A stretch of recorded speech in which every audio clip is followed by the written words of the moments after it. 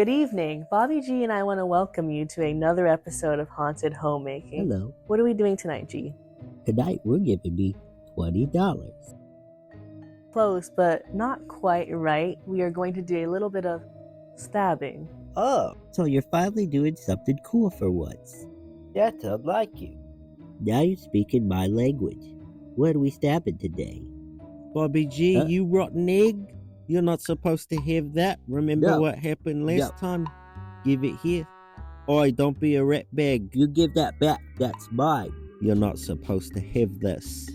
That's mine not. We're delving into the world of needle felting, making a beautiful new pincushion for all my sewing needs. And not just any pincushion. I wanted one a little more dearly departed. I've done some needle felting in the past, and it's definitely not a go-to hobby of mine. After some rediscovery, though, I learned to appreciate its technique and endless creative possibilities, and as a bonus, I already have most of these supplies. A few good quality needles. Now, unfortunately, not all needles are made the same, so you'll want some good quality ones to withstand the repetitive stabbing motion. I have different kinds of wool in all kinds of different colors. The two purposes I'm using the different wool for is the core wool for structure and finishing wool for color and detail. Some optional material are steel wool and wool carders, which I'll explain more of later, but for now we have all of our supplies, so let's begin.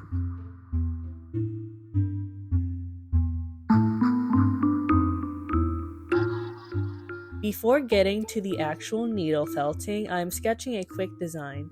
This will help me visualize an idea of sizing and knowing where each component is going to be placed.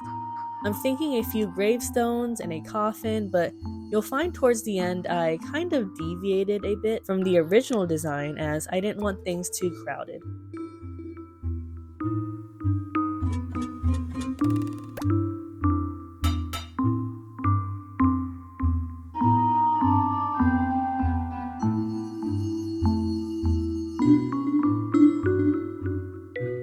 While not in use and to avoid dust on wool, I plan to have my pincushion sit inside a cloche. I'm tracing the inner part of the cloche to use as a template to reference the sizing as I move forward. I have my needle felting mat and finger guards and I'm ready to start. Now this is definitely not a project you can rush, even if you tried. It's necessarily repetitive, and it takes time to see some result. I start off with using core wool for the structure of the hills and gravestones. Core wool is usually undyed and has fibers that go in all different directions. This is great for structure because it doesn't look too neat and you'll save some of your colored wool by the end. When it comes to knowing when you're done felting, it's just a preference. I want my project to be a bit on the denser side, which means more felting.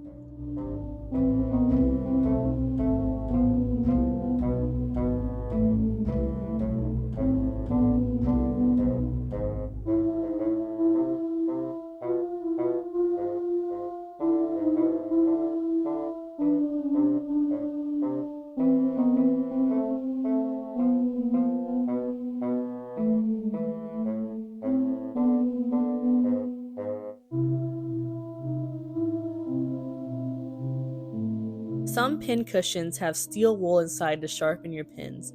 I want to experiment a bit by placing a thin layer of steel wool over my structure. The steel wool needs to be a thin and sparse enough layer so while you're continuing to felt and condense the steel wool, your felting needles don't break in the process.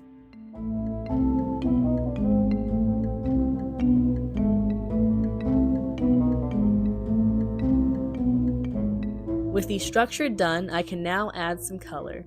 I'm using carded wool for this because the fibers are all going in one direction, which makes for a fantastic detail.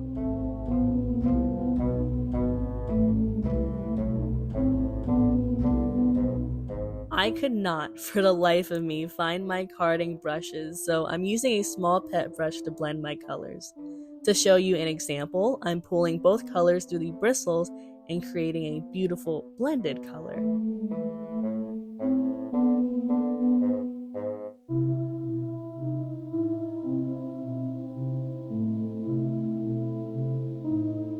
Alternatively, you could just stack multiple colors together and repeatedly pull parts until you're satisfied with how blended they are.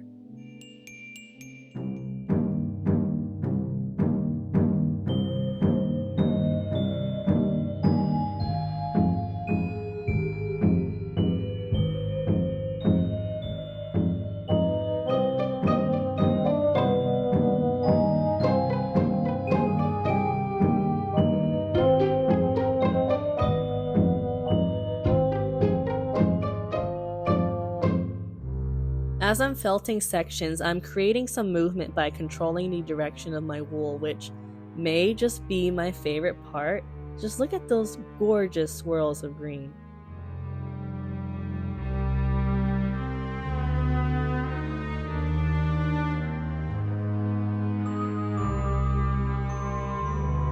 And don't be afraid to cut off loose or stubborn fibers. Sometimes a spot just will not get smooth no matter how much you stab at it. Do. Hey, Melton John. Melton John. Yoo-hoo. Are you listening? Ugh, what? Do you know where Oz hid my knife? Nope. Oh, come on. Surely he must have told his best friend. Oh, come on. If you tell me where he put it, I'll stop putting sodas in the freezer. If I tell you where he put it, you'll stop putting sodas in the freezer? Uh-huh, yeah. Did you try checking under his pillow? Ah, that's a good spot. Thanks, Melton John. You could be my best friend, too. Uh-huh. Here, I'm shaping my gravestones, making sure all the sizing looks good.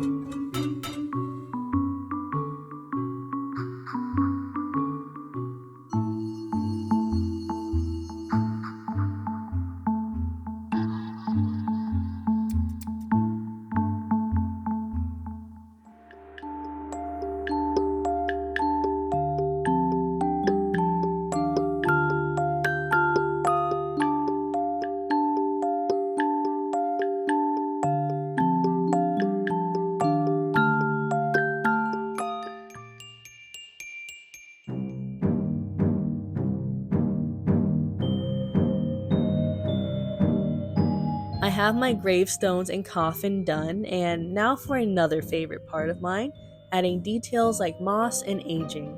A single needle definitely helps with this, but please watch those fingers.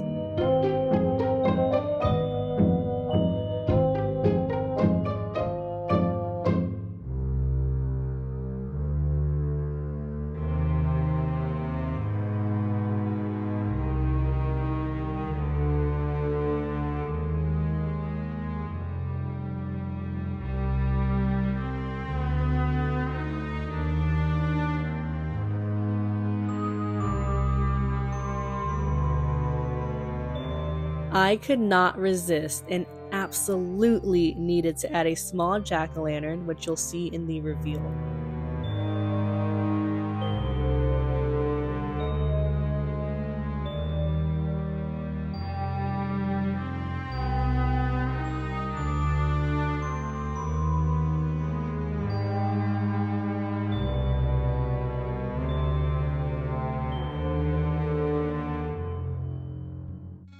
Every part is practically done, and I can just felt all my pieces together. To do this, I use a long single felting needle to attach everything. If that doesn't quite work for you though, there's nothing hot glue can't fix, which I use to attach my pincushion to my cloche base.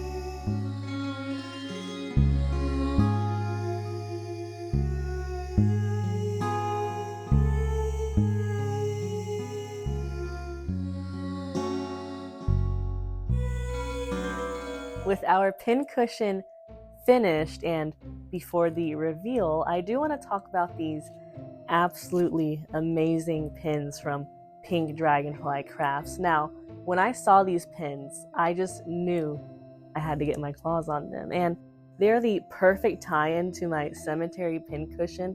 I can't get over it. So, they provided a code in case you want to get your very own. With that being said, let's go ahead and get to the reveal.